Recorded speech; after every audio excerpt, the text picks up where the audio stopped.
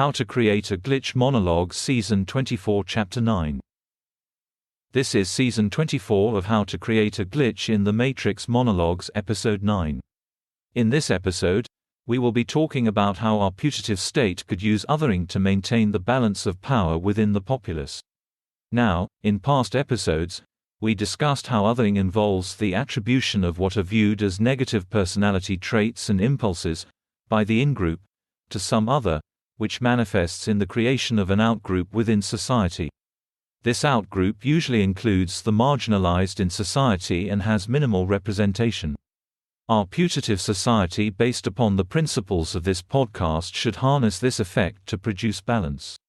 Instead of a political system based upon party alignment, instead we will have grouping determined by self-identification, with political alignment internal to each group.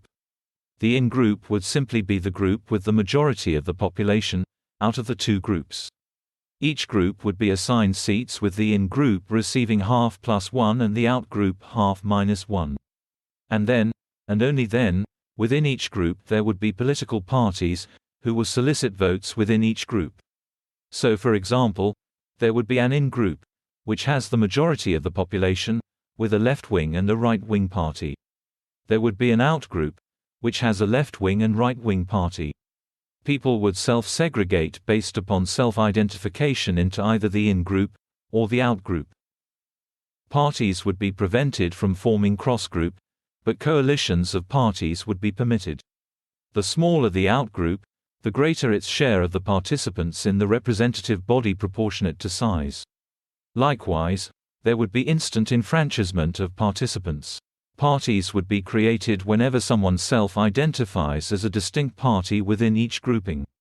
Now, the goal of this arrangement would be to ensure a constant flow between the in-group and out-group. As new out-groups form, they achieve representation.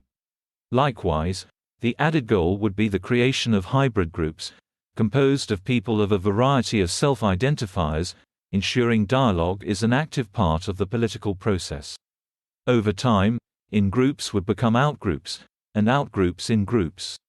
In other words, this kind of balance would produce cycling of in-groups and outgroups. Individuals would have to choose their grouping each time they vote, just as they choose their political alignment. This would produce organization across the in-group and out-group, to maximize their political voice. The likely result would be the formation of a majority coalition of half plus 1 seats for in-group, plus some smaller proportion of the out-group seats. The reasoning behind this putative system is the following.